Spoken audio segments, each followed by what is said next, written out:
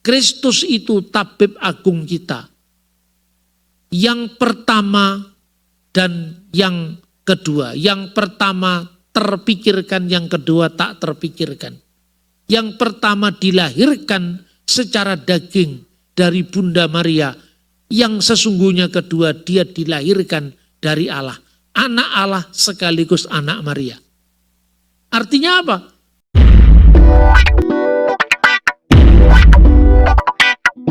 Saudara-saudara, untuk malam ini kita melanjutkan sesi minggu kemarin yang berbicara tentang keilahian dan ketuhanan Yesus dan Tritunggal secara khusus, Bapa, Putra, dan Roh Kudus yang adalah Allah yang Esa. Hari ini kita lanjutkan tentang Kristus yang sepenuhnya Allah sebagai firman Allah dan serempak dengan itu sepenuhnya manusia. Bagaimana kita menjelaskan misteri kodrat ganda atau dwinaturnya Yesus Kristus yang satu namun sekaligus Allah, sekaligus manusia. Ini tidak hanya menjadi sumber salah paham bagi komunitas di luar kekristenan. Dalam kekristenan sendiri kadang-kadang juga disalahpahami. Namun sebelumnya kita akan membaca Yohanes pasal 8 ayat 56 sampai dengan 59. Abraham bapamu bersuka cita bahwa ia akan melihat hariku, dan ia telah melihatnya dan ia bersuka cita.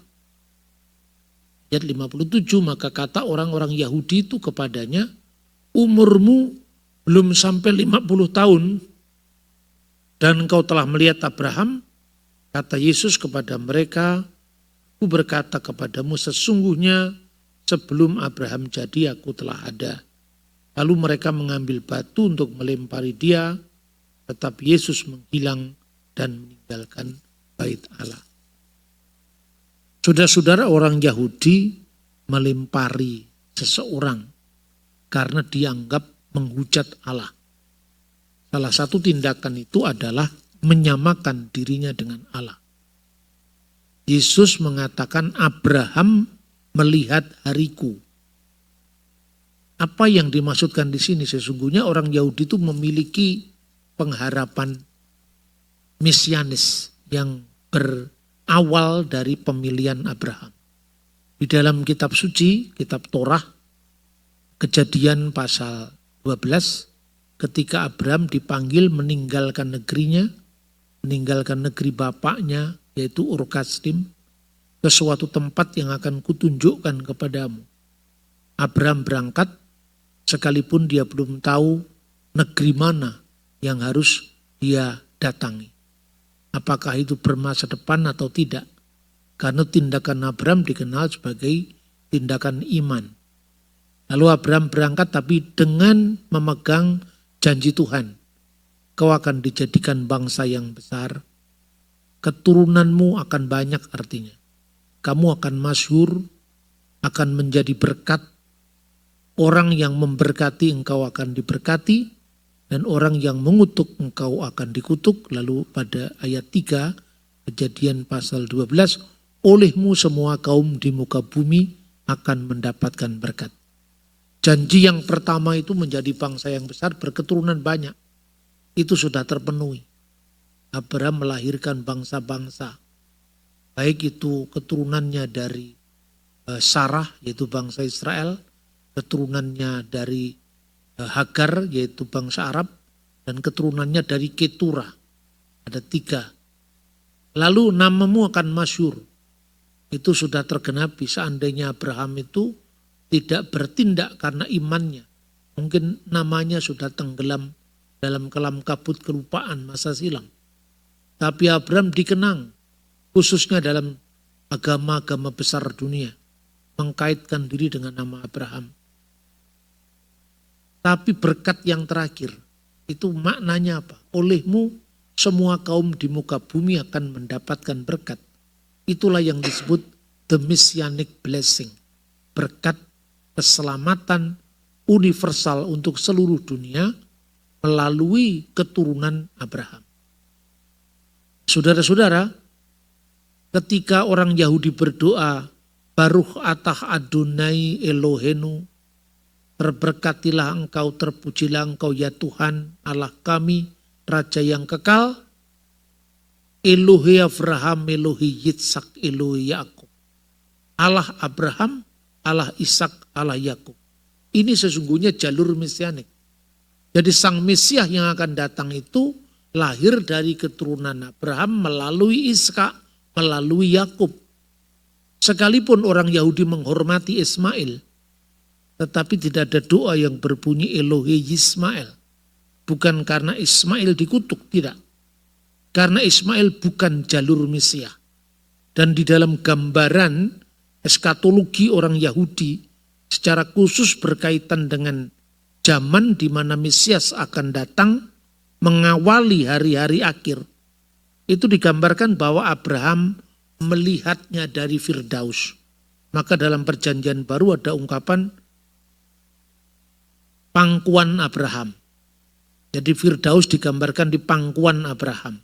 Kisah tentang Lazarus dan seterusnya itu menggambarkan tentang Firdaus di mana Abraham menunggu saat keselamatan itu tiba. Itulah yang disebut hari-hari sang Raja Mesias. Itulah yang disebut hari Mesias. Dan Yesus tentu menyadari dirinya sebagai penggenapan atas janji Tuhan itu. Makanya Abraham melihat hariku, artinya Abraham melihat hari sang Mesias. Ketika janji yang terakhir itu, olehmu semua kaum di muka bumi akan mendapatkan berkat, itu tergenapi. Abraham diberikan janji itu, lalu diuji dengan menyuruh anaknya dikorbankan. Setelah dia setia pada janji Tuhan, di akhir pengorbanan yang nyaris terjadi terhadap putra tunggalnya yaitu Ishak, maka janji ini diulangi. Olehmu dan oleh keturunanmu semua yang ada di bumi akan diberkati. Janji itu juga disampaikan kepada Ishak. Ayat yang sama. Olehmu semua kaum di muka bumi akan mendapatkan berkat. Janji itu pula diberikan pada Yakub tapi tidak kepada Ismail. Ismail menjadi bangsa yang besar, itu terpenuhi. Tapi Ismail tidak diberi janji, olehmu semua kaum di muka bumi akan mendapatkan berkat.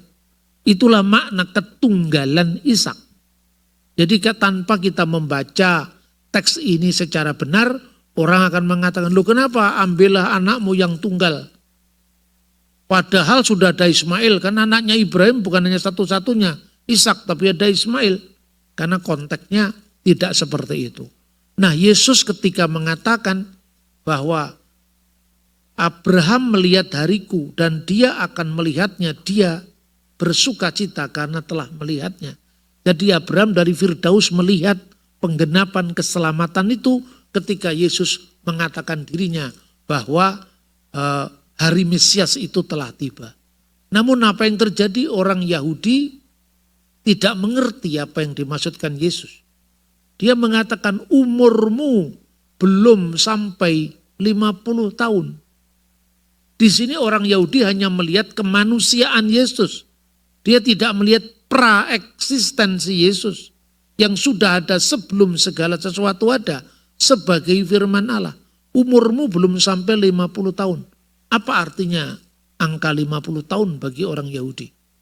Kalau kita membaca kitab Bilangan, orang-orang yang bertugas di bait suci, waktu zamannya Musa kemah suci, belum bait suci ya, Bilangan pasal 4, agar orang Israel mengumpulkan anak laki-laki, orang laki-laki yang berumur antara 30 sampai 50 tahun.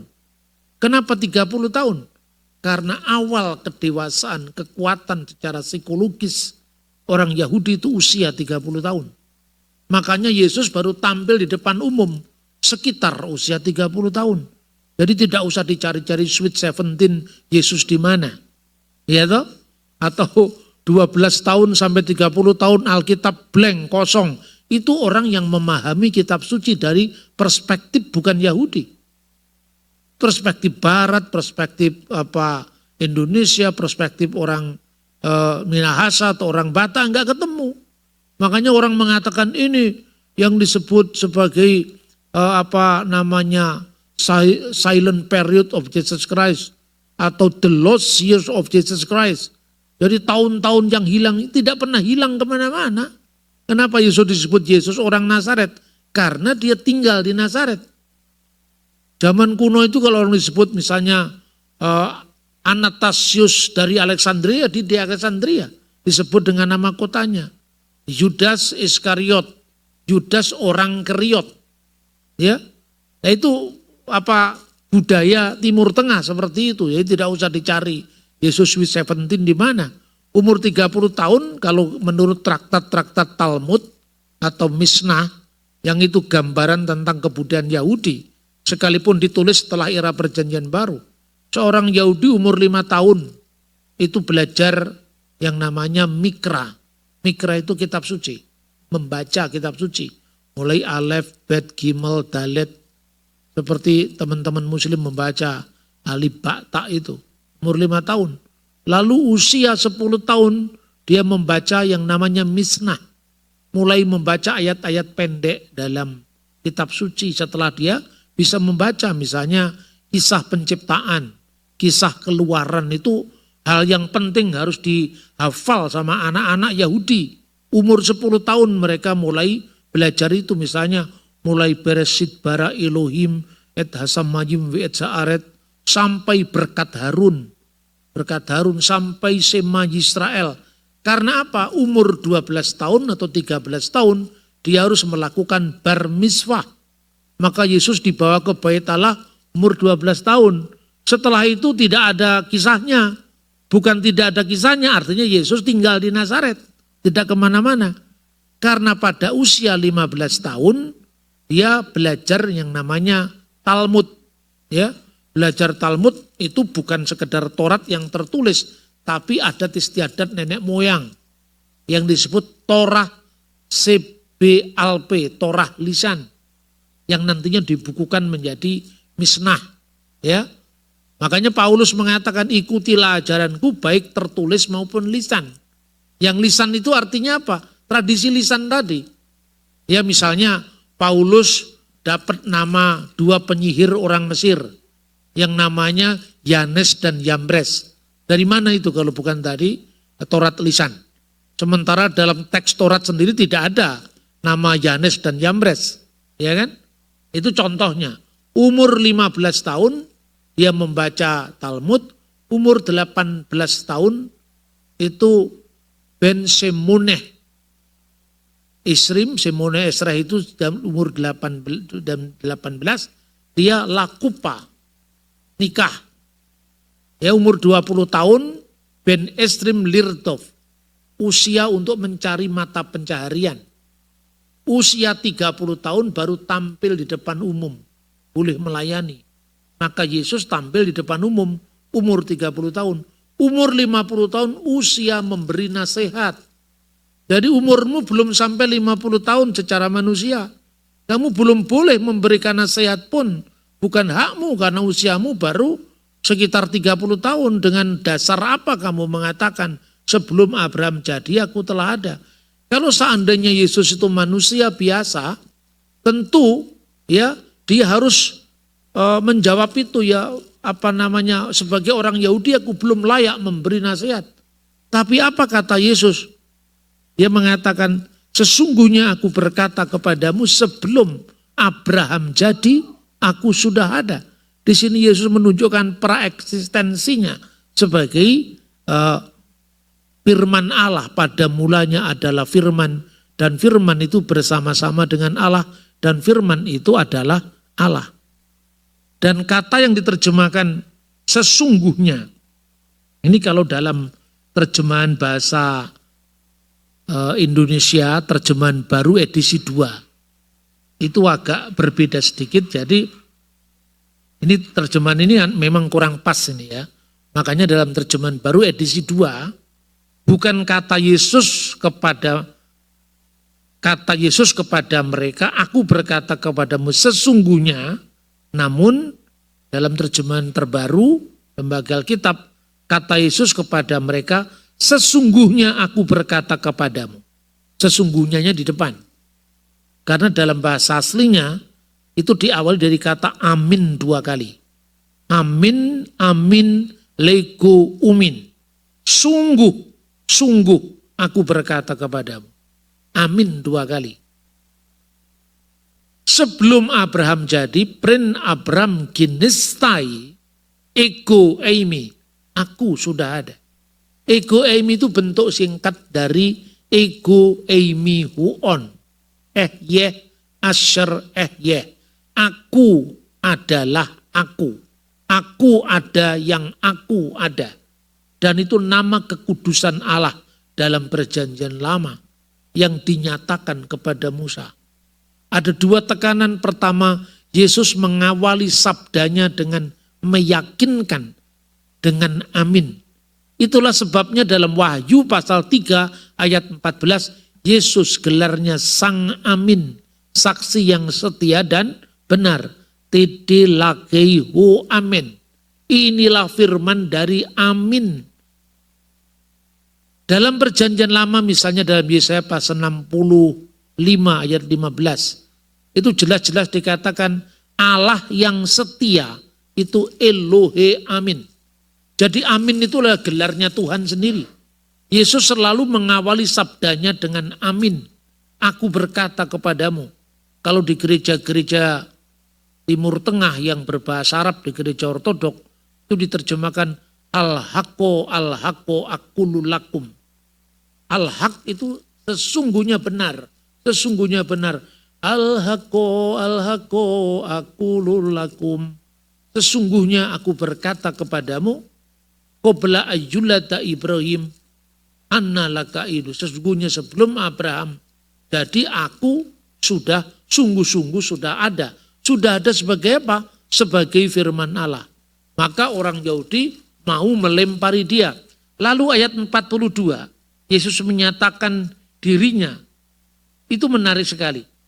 Kalau Allah adalah Bapamu, kamu akan mengasihi aku. Kalau Allah itu Bapamu, kamu mengasihi aku. Sebab aku keluar dan datang dari Allah. Aku yang keluar dari Allah itu tentu bukan kemanusiaan Yesus. Aku yang keluar dari Allah itu aku sebagai firman. Ya kan? Karena firman itu kan tidak bisa dilihat. Firman itu sabda Allah yang olehnya Allah menciptakan segala sesuatu. Pada mulanya adalah firman dan firman itu bersama-sama dengan Allah dan firman itu adalah Allah. Segala sesuatu dijadikan oleh dia, oleh firman. Dan tanpa dia, tanpa firman itu, tidak ada sesuatu pun yang telah jadi dari segala yang telah dijadikan. Itulah sebabnya pada minggu lalu kita belajar konsili Nikea. Di konsili itu jelas dikatakan setelah menegaskan keesaan Allah, aku percaya akan satu Allah Bapa yang Maha Kuasa, Khalik langit dan bumi, segala yang kelihatan dan yang tidak kelihatan. Lalu ditegaskan, dan kepada satu Tuhan, yaitu Yesus Kristus, anak Allah yang tunggal, yang diperanakkan dari Bapa. Mana ada orang diperanakkan dari Bapa? Semua diperanakkan dari Mama. Jadi artinya diperanakkan dari Bapa itu yang namanya divine birth of Jesus Christ. Itu merujuk kepada pewahyuan diri Allah melalui Sang Firman. Allah yang tidak dikenal, Allah yang tidak dilihat. Yohanes 1 ayat 18, tidak seorang pun pernah melihat Allah. Tapi anak tunggal yang di pangkuan Bapa, dialah yang menyatakannya. Itulah pewahyuan diri Allah. Maka barang siapa melihat aku, dia telah melihat Bapa. Dalam konteks seperti itulah, konsili pertama gereja itu menegaskan yang diperanakkan dari Bapa bukan beranak fisik. Bukan beranak seorang ibu membutuhkan hubungan seksual, membutuhkan waktu pengandungan 9 bulan. Dalam konteks keilahiannya, maka dikatakan sebelum segala abad, sebelum segala zaman. Ibarat matahari yang sumbernya dari matahari, sinar matahari itu terang dari terang. terang yang keluar dari sumber terang. Ya, kemudian Allah sejati dari Allah sejati. Dilahirkan, tidak diciptakan. Dilahirkan artinya seperti lahirnya sebuah gagasan. Pancasila itu dilahirkan oleh Bung Karno. Siapa ibunya Pancasila? Kan tidak butuh itu. Ya toh, lahirnya sebuah ide itu tidak membutuhkan ibu, tidak membutuhkan istri. Tapi itu lahir secara rohani. Maka dikatakan dalam konteks itulah Yesus itu dilahirkan. Artinya firman Allah menyatakan siapa Allah. Tapi anak tunggal yang di pangkuan Bapa, artinya firman Allah yang kekal, dialah yang eksegi satu. Allah yang di dalam misterinya, yang tidak kelihatan, menyatakan dirinya nampak menjadi kelihatan melalui firman menjadi manusia. Maka dikatakan dilahirkan namun tidak diciptakan. Sebab sebelum firman itu terlahir dari diri Allah, lalu ke dunia oleh Bunda Maria, kemanusiaannya yang lahir ke dunia, firman sudah ada pada Allah. Sebelum buku saya atau pikiran saya tertuang dalam bentuk siaran streaming ini, semua orang di Minahasa, termasuk di Tomohon, di sekitar Gunung Lokon bisa menyaksikan ceramah saya. Itu Pak Bambang, padahal saya ada di New Jersey, ya kan? Artinya apa? Ada yang keluar dari diri saya. Bahkan lewat teknologi canggih saya bisa hadir di ribuan jutaan tempat yang berbeda pada saat yang sama. Tapi hakikat pikiran saya bersama saya ada di sini. Begitu ketika firman Allah menjadi manusia, bukan surga jadi kosong. Surga tetap ada firman Allah. Tapi dunia juga sedang mengalami kehadiran firman-Nya melalui sosok kemanusiaan Yesus Kristus. Maka yang lahir dari Allah itu firman Allah. Lalu tubuh fisiknya Yesus yang belum berumur 50 tahun pada waktu orang Yahudi mengatakan begitu. Lahir dari mana? Lahir dari ibunya yang namanya Bunda Maria. Maka dikatakan di dalam Lukas pasal 1 ayat 42. Terberkatilah engkau di antara wanita, di antara perempuan, dan terberkatilah buah rahimmu. Siapakah buah rahim Bunda Maria? Yesus. Dalam kemanusiaannya, maka gereja sampai pada misteri sepenuhnya Allah dan sepenuhnya manusia. Ini bukan ciptaan gereja, ini bukan ciptaan konsili, apalagi konsili Nikea baru tahun 325, tidak. Anda kalau membaca setelah Alkitab ini, murid-muridnya Rasul kan masih ada. Nah ini salahnya kalau kita mengalami lompatan zaman ya. Dari Alkitab Anda langsung membaca bukunya Yohanes Calvin. Dari Alkitab langsung membaca bukunya Wesley. Lalu isinya apa ini? Setelah Petrus wafat di Roma tahun 64, kemudian Paulus wafat tahun 67, Yohanes wafat di Efesus tahun 97. Lalu murid-muridnya siapa? Masa enggak ada sama sekali? Ya kan? Nah ini yang kadang-kadang tidak dibaca oleh gereja modern. Kenapa enggak dibaca? Gara-gara tidak mau sama dengan Katolik. Maka dari awal kan saya mengatakan, teologi pertengkaran itu merusak gereja. Teologi pertengkaran itu membuat gereja mengalami lost generation. Seperti yang terjadi di gereja-gereja bule sekarang ini. Karena apa? Yang terjadi warisan pertengkaran masa lalu.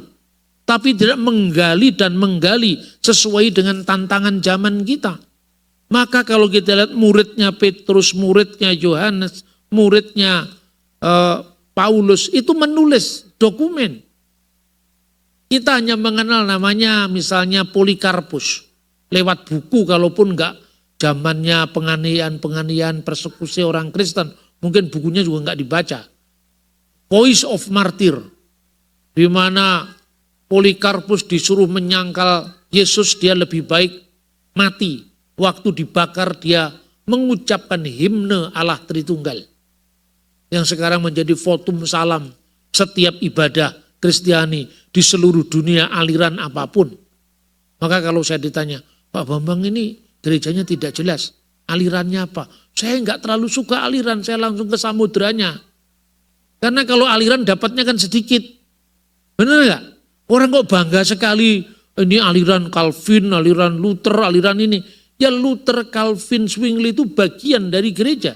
Tapi bukan satu-satunya yang bisa menjawab tantangan zaman ini. Menghadapi ateisme, agnotisme, menghadapi pluralisme teologis, menghadapi serangan-serangan terhadap kekristenan. Itu kita harus kembali ke akarnya. Maka saudara-saudara, seorang yang bernama Ignatius dari Antioquia menulis 7 dokumen suratnya sebelum dia mati syahid. Tubuhnya dicabik-cabik oleh singa di Roma. Salah satu tulisannya itu surat kepada orang-orang gereja Magnesia. Dia mengatakan, Kristus itu tabib agung kita. Yang pertama dan yang kedua. Yang pertama terpikirkan, yang kedua tak terpikirkan. Yang pertama dilahirkan secara daging dari Bunda Maria. Yang sesungguhnya kedua dia dilahirkan dari Allah. Anak Allah sekaligus anak Maria. Artinya apa? Pemahaman tentang Kristus yang sepenuhnya Allah, sepenuhnya manusia sudah ada dalam dokumen gereja terawal, ditulis sebelum tahun 100. Inilah yang kemudian dikumpulkan oleh bapak-bapak konsili ketika mereka menghadapi ajaran sesat Arius, ditegaskan ketuhanan, keilahian Yesus. Ketika menghadapi orang yang menyangkal Roh Kudus, kemudian diselenggarakan konsili Konstantinopel tahun 381, dan ketika gonjang-ganjing munculnya bidat yang namanya Nestorian, baru muncul konsili ketiga yang namanya konsili Efesus. Jadi kira-kira digambarkan gini, seluruh gereja sebelum perpecahan sama-sama sepakat, Yesus sepenuhnya Allah, sepenuhnya manusia. Dalam keadaannya sebagai manusia, Yesus disalibkan. Ya kan? Maka dikatakan dalam 1 Petrus pasal 3:18. Dia yang dibunuh dalam keadaannya sebagai manusia. Jadi yang dibunuh itu kemanusiaannya. Yang mati, yang dilahirkan Bunda Maria, itu kemanusiaan yang dikenakan oleh Sang Sabda ketika Sabda Allah itu menjadi daging. Dalam kemanusiaannya, Yesus mengatakan, mengapa engkau katakan aku baik? Hanya ada satu yang baik, yaitu Allah. Wah, berarti putra itu inferior di bawah Bapa. Berarti Bapa yang layak disembah, putra tidak perlu disembah. Ini kan konslet berpikir. Ya kan?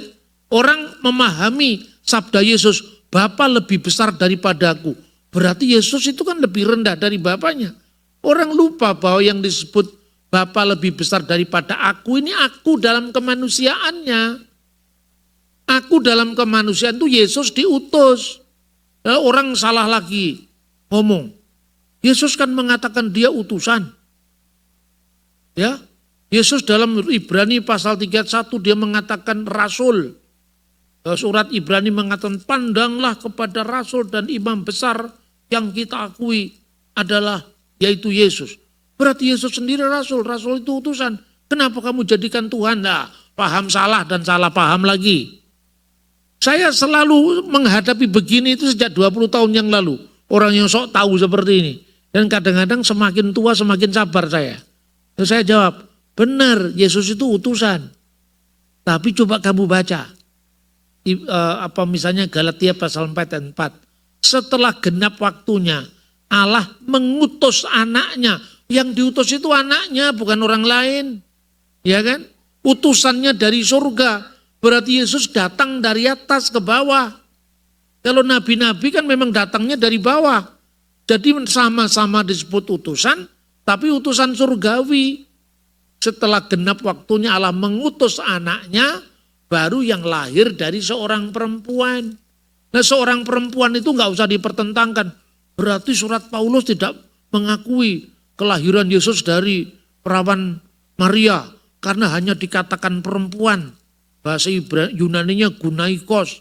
Sementara kalau perawan itu partenos, nggak dipertentangkan lagi. Lukas dengan Galatia. Ini akibat kalau orang membaca Alkitab kehilangan 16 abad sejarah akarnya. Padahal konteksnya perempuan itu apa? Setelah manusia jatuh ke dalam dosa, yang namanya proto-evangelion, Injil pertama, kabar baik pertama, aku akan mengadakan permusuhan antara engkau ular dan perempuan ini, antara keturunan perempuan ini dan ular tadi. Keturunan perempuan ini akan menghancurkan kepalamu dan engkau akan menghancurkan tumitnya. Itu penyalipan. Makanya dalam konteks anaknya yang diutus, yang lahir dari Gunaikos, itu menggambarkan penggenapan janji ini. Itu bukan sembarang saja. Jadi kata perempuan itu bukan pertentangan dari Parthenos, tapi sebutan untuk perempuan yang akan melahirkan Mesias. Jadi Alkitab itu sungguh-sungguh temanya itu nggak pernah janjian tapi bisa sinkron satu sama lain. Makanya ketika Yesus disalibkan, perhatikan, ini juga bukan kebetulan lagi. Di bawah salib itu, dalam Yohanes pasal 19 ayat 25, berdiri ibunya, yaitu Bunda Maria. Dan saudara ibunya, Maria istri Kleopas, dan Maria Magdalena. Lalu Yesus yang melihat ibunya, ibu secara fisik, maka dikatakan Yesus melihat miternya. Miter itu mother, ibu secara fisik. Dia melihat ibunya. Lalu Yesus berkata, ibu, inilah anakmu. Kata ibu yang disapa dari Yesus itu bukan lagi kata meter, tapi gunai, perempuan, inilah anakmu. Tapi Yesus sadar bahwa ibunya adalah perempuan biasa. Ketika dia tinggalkan, dia menyerahkan meternya, mothernya, ibu secara fisik kepada Yohanes, murid yang dikasih, yang ada di bawah salib itu. Jadi ini pola penggenapan. Perjanjian lama itu nubuat, perjanjian baru itu penggenapan. Maka pada konsili Efesus, kemudian apa ajaran dari Nestorius? Oh, firman itu seperti Allah tinggal di bait suci. Jadi tinggalnya tidak permanen. Padahal Alkitab tidak pernah mengatakan firman itu tinggal dalam manusia Yesus, kan tidak toh? Tapi firman itu menjadi manusia. Menjadi manusia berarti bukan sekedar firman menempati manusia. Tapi benar-benar firman menjadi manusia. Bagaimana menjadinya firman? Inilah yang rumusannya tidak mudah. Makanya konsili kadang-kadang antara satu bapak gereja dengan bapak gereja yang lain kadang-kadang berbeda dalam pilihan kata-kata. Dan itu ternyata sudah melahirkan 3 arus pemahaman kristologi dengan rumusannya yang berbeda-beda. Yang begini nggak usah dipersoalkan. Yang dipersoalkan yang penting hanya sepenuhnya Allah, sepenuhnya manusia. Soal kata-katanya, rumusannya itu duduk sambil minum kopi. Kita timbang-timbang lagi, dan itu Tuhan sedang kerjakan untuk gerejanya sekarang ini. Intinya begini, pada saat konsili Efesus itu Nestorius mengatakan, firman menjadi manusia itu artinya firman berdiam dalam manusia itu. Berarti Maria itu sekedar bundanya manusia Yesus. Bukan bunda sang firman yang sepenuhnya Allah. Dia menolak gelarnya Maria Theotokos, ibu yang melahirkan sang firman yang sepenuhnya Allah. Jadi bukan berarti bunda Allah itu Allah punya ibu namanya Maria, tidak. Tapi Yesus firman yang menjadi manusia tidak bisa dipisahkan dengan keilahiannya. Seolah-olah kapan Yesus jadi manusia, kapan Yesus jadi Allah. Itu yang namanya kristologi teh celup. Teh celup itu misalnya ini air panas, ada teh, lalu kita celupkan. Kalau ditarik bukan lagi teh, bukan seperti itu. Jadi kira-kira kesatuan Yesus sebagai sepenuhnya Allah, sepenuhnya manusia itu kira-kira digambarkan seperti ini. Pedang berapi, misalnya. Pedang itu tetap pedang, tidak menjadi api. Api juga tetap bisa dibedakan dengan pedang.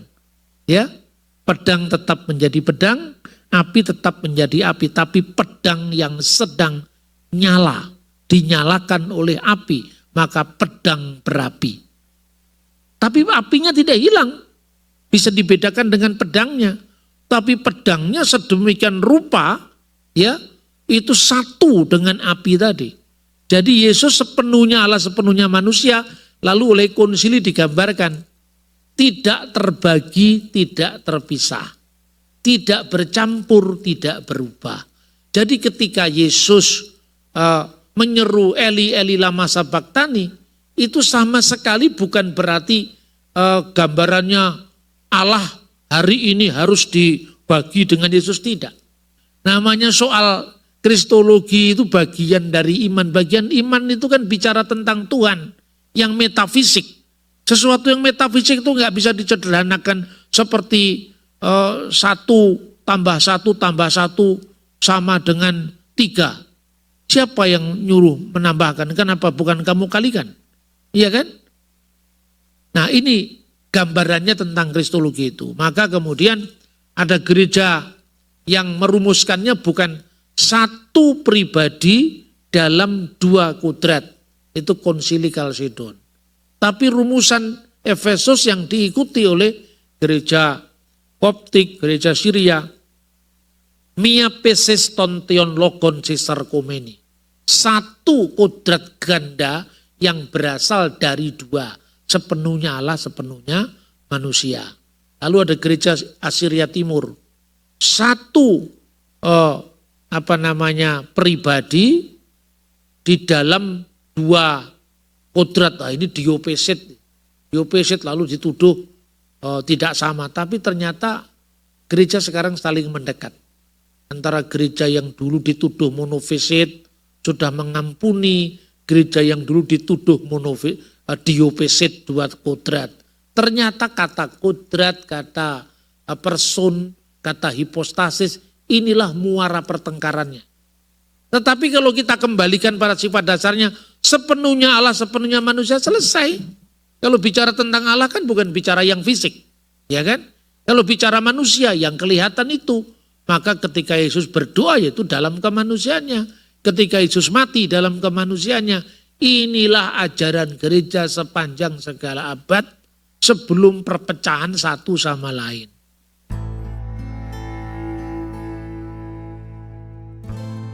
Terima kasih saudaraku sudah mendengarkan penjelasan hambanya Bapak Dr. Bambang Norsena tentang Yesus Dwinatur. Jika ada pendapat atau pertanyaan silahkan isi di kolom komentar ya. Mari kita ulas kembali mengenai Yesus Kristus Tuhan lebih luas. Tahukah saudara bahwa konsep Dwinatur, 2 sifat, dalam teologi Kristen menjelaskan bahwa Yesus Kristus memiliki 2 sifat yang berbeda namun tidak terpisah, yaitu sifat ilahi Allah dan sifat manusia. Berikut adalah penjelasan lebih lanjut tentang konsep ini. Sifat ilahi Yesus. Yesus adalah Allah yang sepenuhnya ilahi, memiliki sifat-sifat ilahi seperti kekuasaan, kebijaksanaan, dan kekekalan. Yohanes 1 ayat 1, Kolose 2 ayat 9. Sebagai Allah, Yesus memiliki peran dalam penciptaan dan pemeliharaan alam semesta. Yohanes 1 ayat 3, Kolose 1 ayat 16-17. Sifat ilahi Yesus juga terlihat dalam kemampuannya untuk mengampuni dosa, menyembuhkan orang sakit, dan membangkitkan orang mati. Markus 2 ayat 5-7, Matius 9 ayat 2-7, Yohanes 11 ayat 43-44. Sifat manusia Yesus. Yesus juga adalah manusia yang sepenuhnya manusia, memiliki sifat-sifat manusia seperti kelemahan, kelelahan, dan emosi. Matius 4 ayat 2, Yohanes 4 ayat 6, Markus 3 ayat 5. Sebagai manusia, Yesus mengalami pencobaan dan kesulitan seperti manusia lainnya. Ibrani 2 ayat 18, 4 ayat 15. Sifat manusia Yesus juga terlihat dalam kemampuannya untuk merasakan dan mengerti perasaan manusia. Ibrani 4 ayat 15, Matius 9 ayat 36. Kesatuan sifat ilahi dan manusia. Konsep Dwinatur menjelaskan bahwa sifat ilahi dan sifat manusia Yesus tidak terpisah dan tidak bercampur, melainkan bersatu dalam satu pribadi. Yohanes 1 ayat 14, Kolose 2 ayat 9. Kesatuan sifat ilahi dan manusia Yesus memungkinkannya untuk menjadi mediator antara Allah dan manusia, serta untuk menebus dosa manusia melalui kematiannya di salib. 1 Timotius 2 ayat 5, Roma 5 ayat 8. Dalam keseluruhan, konsep Dwinatur menjelaskan bahwa Yesus Kristus adalah Allah yang sepenuhnya ilahi dan manusia yang sepenuhnya manusia, dengan kedua sifat tersebut bersatu dalam satu pribadi. Ini memungkinkan Yesus untuk menjadi mediator antara Allah dan manusia, serta untuk menebus dosa manusia melalui kematiannya di salib. Konsep Dwinatur Yesus sebagai Allah dan manusia, memiliki kaitan yang erat dengan konsep Allah Tritunggal Bapa, Anak, dan Roh Kudus. Berikut adalah penjelasan tentang kaitan antara kedua konsep tersebut. 1. Yesus sebagai anak Allah. Dalam konsep Allah Tritunggal, Yesus adalah anak Allah yang memiliki sifat ilahi yang sama dengan Bapa. Yohanes 1 ayat 1, Kolose 2 ayat 9. Sebagai anak Allah, Yesus memiliki peran dalam penciptaan dan pemeliharaan alam semesta. Yohanes 1 ayat 3, Kolose 1 ayat 16-17. Sifat ilahi Yesus sebagai anak Allah memungkinkannya untuk menjadi mediator antara Allah dan manusia. 2. Peran Yesus dalam Allah Tritunggal. Dalam konsep Allah Tritunggal, Yesus memiliki peran yang unik sebagai anak Allah yang menjadi manusia untuk menebus dosa manusia. Yohanes 3 ayat 16, Roma 5 ayat 8. Sebagai anak Allah, Yesus memiliki hubungan yang erat dengan Bapa dan Roh Kudus, dan bekerja sama dengan mereka dalam rencana keselamatan manusia. Yohanes 16 ayat 13-15, Filipi 2 ayat 5-8. 3. Kesatuan dan perbedaan dalam Allah Tritunggal. Konsep Dwinatur Yesus menunjukkan bahwa Yesus memiliki sifat ilahi dan manusia yang bersatu dalam satu pribadi, namun tidak terpisah dan tidak bercampur. Dalam konsep Allah Tritunggal, Bapa, Anak, dan Roh Kudus memiliki sifat ilahi yang sama, namun memiliki peran dan fungsi yang berbeda dalam rencana keselamatan manusia. 4. Implikasi teologis. Konsep Dwinatur Yesus dan Allah Tritunggal memiliki implikasi teologis yang signifikan, termasuk pemahaman tentang sifat Allah, rencana keselamatan manusia, dan peran Yesus sebagai mediator antara Allah dan manusia. Kedua konsep tersebut juga memiliki implikasi praktis bagi kehidupan Kristen, termasuk pemahaman tentang hubungan antara Allah dan manusia, serta peran Roh Kudus dalam kehidupan orang percaya. Dalam keseluruhan, konsep Dwinatur Yesus dan Allah Tritunggal memiliki kaitan yang erat dan saling melengkapi dalam memahami sifat Allah dan rencana keselamatan manusia. Kedua konsep tersebut menunjukkan bahwa Yesus memiliki peran yang unik sebagai anak Allah yang menjadi manusia untuk menebus dosa manusia, dan bahwa Allah Tritunggal memiliki sifat ilahi yang sama namun memiliki peran dan fungsi yang berbeda dalam rencana keselamatan manusia. Percaya kepada Yesus Kristus adalah bagian penting dari iman Kristen. Berikut beberapa alasan mengapa orang percaya kepada Yesus Kristus. 1. Janji keselamatan. Yesus Kristus menawarkan keselamatan dari dosa dan kematian melalui kematiannya di salib dan kebangkitannya dari kematian. Yohanes 3 ayat 16, Roma 5 ayat 8. Percaya kepada Yesus Kristus memungkinkan seseorang untuk menerima keselamatan dan kehidupan kekal. Yohanes 11 ayat 25-26. 2. Pengampunan dosa. Yesus Kristus memiliki kuasa untuk mengampuni dosa dan memberikan pengampunan kepada orang yang percaya kepadanya. Markus 2 ayat 5-7, Lukas 7 ayat 48-50. Percaya kepada Yesus Kristus memungkinkan seseorang untuk menerima pengampunan dan memulai hidup baru. Roma 5 ayat 1-2. 3. Hubungan dengan Allah. Percaya kepada Yesus Kristus memungkinkan seseorang untuk memiliki hubungan yang dekat dengan Allah dan mengalami kehidupan yang penuh dengan sukacita dan damai sejahtera. Yohanes 14 ayat 23, Roma 8 ayat 28. Yesus Kristus menjadi mediator antara Allah dan manusia, memungkinkan manusia untuk mendekati Allah dengan percaya diri. 1 Timotius 2 ayat 5. 4. Teladan dan pengajaran. Yesus Kristus memberikan teladan dan pengajaran tentang bagaimana hidup sesuai dengan kehendak Allah. Matius 5 ayat 7, Yohanes 13 ayat 15.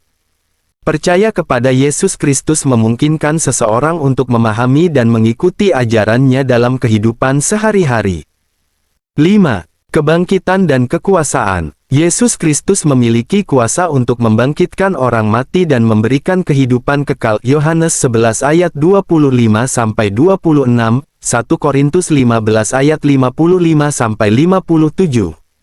Percaya kepada Yesus Kristus memungkinkan seseorang untuk memiliki harapan dan keyakinan akan kebangkitan dan kehidupan kekal. Dalam keseluruhan, percaya kepada Yesus Kristus memungkinkan seseorang untuk mengalami keselamatan, pengampunan dosa, hubungan yang dekat dengan Allah, teladan dan pengajaran, serta kebangkitan dan kekuasaan. Percaya kepada Yesus Kristus adalah bagian penting dari iman Kristen dan memungkinkan seseorang untuk memiliki kehidupan yang penuh dengan sukacita, damai sejahtera, dan harapan. Pertanyaan tentang apa yang akan terjadi jika seseorang tidak percaya kepada Yesus Kristus adalah topik yang kompleks dan memiliki berbagai perspektif dalam agama Kristen. Berikut beberapa pandangan yang umum. 1. Pemisahan dari Allah. Dalam pandangan Kristen, tidak percaya kepada Yesus Kristus dapat menyebabkan pemisahan dari Allah dan kehidupan kekal. Yohanes 3 ayat 36, 14 ayat 6. Percaya kepada Yesus Kristus dianggap sebagai syarat untuk memiliki kehidupan kekal dan hubungan yang dekat dengan Allah. 2. Kematian rohani. Tidak percaya kepada Yesus Kristus juga dapat menyebabkan kematian rohani, yaitu keadaan di mana seseorang terpisah dari Allah dan hidup dalam dosa. Efesus 2 ayat 1-3, Roma 6 ayat 23. Percaya kepada Yesus Kristus memungkinkan seseorang untuk mengalami kehidupan rohani dan memiliki hubungan yang dekat dengan Allah. 3. Penghakiman. Dalam pandangan Kristen, semua orang akan dihakimi oleh Allah berdasarkan perbuatan dan iman mereka. Roma 14 ayat 10-12, 2 Korintus 5 ayat 10. Tidak percaya kepada Yesus Kristus dapat menyebabkan penghakiman yang tidak menguntungkan dan pemisahan dari Allah selamanya. 4. Kebutuhan akan pertobatan. Bagi mereka yang tidak percaya kepada Yesus Kristus, pertobatan dan iman kepadanya dianggap sebagai syarat untuk memiliki keselamatan dan kehidupan kekal. Kisah Para Rasul 2 ayat 38, 16 ayat 31. Pertobatan dan iman kepada Yesus Kristus memungkinkan seseorang untuk mengalami pengampunan dosa dan memiliki hubungan yang dekat dengan Allah. Dalam keseluruhan, pandangan Kristen tentang apa yang akan terjadi jika seseorang tidak percaya kepada Yesus Kristus menekankan pentingnya iman dan pertobatan untuk memiliki keselamatan dan kehidupan kekal. Percaya kepada Yesus Kristus dianggap sebagai syarat untuk memiliki hubungan yang dekat dengan Allah dan mengalami kehidupan rohani. Untuk memuliakan Yesus Tuhan, kita dapat melakukan beberapa hal berikut. 1. Percaya dan mengikuti ajarannya. Percaya kepada Yesus Kristus sebagai Tuhan dan Juru Selamat pribadi. Yohanes 3 ayat 16, Roma 10 ayat 9-10. Mengikuti ajarannya dan melakukan kehendaknya. Yohanes 14 ayat 15, Matius 7 ayat 21. 2. Beribadah dan berdoa. Beribadah kepada Yesus Kristus dengan hati yang tulus dan sungguh-sungguh. Yohanes 4 ayat 23-24. Berdoa kepadanya dengan iman dan percaya bahwa Dia akan mendengar dan menjawab doa kita. Yohanes 14 ayat 13-14, 1 Yohanes 5 ayat 14-15. 3. Mengasihi dan melayani orang lain. Mengasihi orang lain seperti Yesus Kristus mengasihi kita. Yohanes 13 ayat 34-35, 1 Yohanes 4 ayat 7-8. Melayani orang lain dengan sukacita dan kerendahan hati, seperti Yesus Kristus melayani kita. Markus 10 ayat 45, Filipi 2 ayat 3-8. 4. Memberitakan Injil. Memberitakan Injil kepada orang lain dan berbagi tentang kasih dan keselamatan yang ada dalam Yesus Kristus. Matius 28 ayat 18-20, Kisah Para Rasul 1 ayat 8. Menjadi saksi bagi Yesus Kristus dalam kehidupan sehari-hari dan dalam berbagai kesempatan. Kisah Para Rasul 1 ayat 8, 1 Petrus 3 ayat 15. 5. Menghormati dan mengakui namanya. Menghormati dan mengakui nama Yesus Kristus dalam kehidupan sehari-hari. Filipi 2 ayat 9-11, Kisah Para Rasul 4 ayat 12. Mengakui bahwa Yesus Kristus adalah Tuhan dan Juru Selamat kita, dan bahwa Dia berkuasa atas segala sesuatu. Roma 10 ayat 9-10, Efesus 1 ayat 20-22. Dalam keseluruhan, memuliakan Yesus Tuhan dapat dilakukan dengan percaya dan mengikuti ajarannya, beribadah dan berdoa, mengasihi dan melayani orang lain, memberitakan Injil, serta menghormati dan mengakui namanya. Dengan melakukan hal-hal tersebut, kita dapat memuliakan Yesus Tuhan dan mengalami kehidupan yang penuh dengan sukacita dan damai sejahtera. Bertahan dalam menghadapi tantangan atau penderitaan saat mengikuti Yesus Kristus Tuhan dapat dilakukan dengan beberapa cara berikut. 1. Percaya pada janji Tuhan. Percaya bahwa Tuhan memiliki rencana yang baik untuk kita, bahkan di tengah-tengah penderitaan. Roma 8 ayat 28, Yeremia 29 ayat 11. Percaya bahwa Tuhan akan memberikan kekuatan dan penghiburan dalam menghadapi penderitaan. 2 Korintus 1 ayat 3-4, Mazmur 23 ayat 4. 2. Berdoa dan mencari Tuhan. Berdoa kepada Tuhan dengan sungguh-sungguh dan meminta bantuannya dalam menghadapi penderitaan. Filipi 4 ayat 6-7, 1 Petrus 5 ayat 7. Mencari Tuhan dalam doa dan mempelajari firman-Nya untuk mendapatkan kekuatan dan penghiburan. Mazmur 119 ayat 105, 2 Timotius 3 ayat 16-17. 3. Mengingat pengorbanan Yesus Kristus. Mengingat bahwa Yesus Kristus telah mengalami penderitaan yang jauh lebih besar daripada kita, dan bahwa Dia telah menebus kita dari dosa. Filipi 2 ayat 5-8, 1 Petrus 2 ayat 21-24. Mengingat bahwa kita bukanlah satu-satunya yang mengalami penderitaan, dan bahwa banyak orang lain juga telah mengalami penderitaan yang sama atau bahkan lebih besar. 2 Korintus 1 ayat 3-4, Ibrani 11 ayat 32-40. 4. Membangun hubungan dengan orang lain.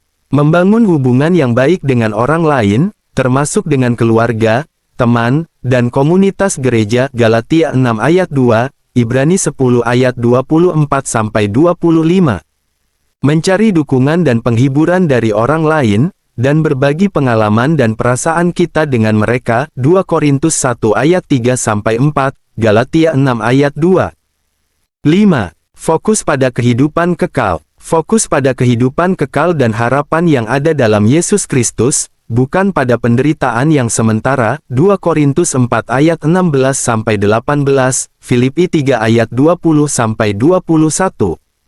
Mengingat bahwa penderitaan yang kita alami sekarang tidak sebanding dengan kemuliaan yang akan kita alami di masa depan. Roma 8 ayat 18, 2 Korintus 4 ayat 17.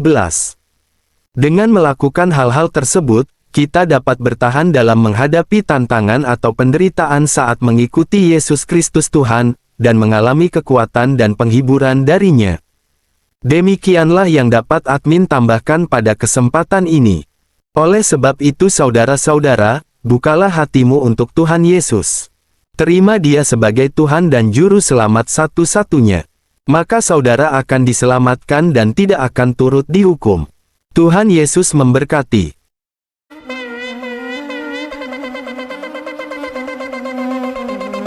Joy to the world, the Lord is come. Let earth receive